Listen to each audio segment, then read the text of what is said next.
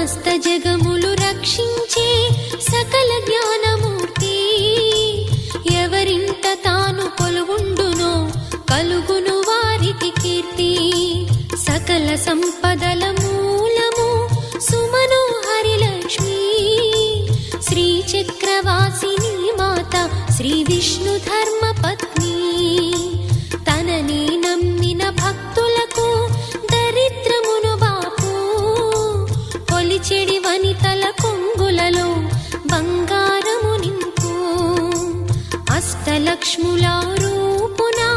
అవతారం దాల్చినది కష్టములను తొలగించగా భూమిలో వెలసినది లక్ష్మీదేవి కథా శ్రీ లక్ష్మీదేవి కథా లక్ష్మీదేవి కథా శ్రీ లక్ష్మీ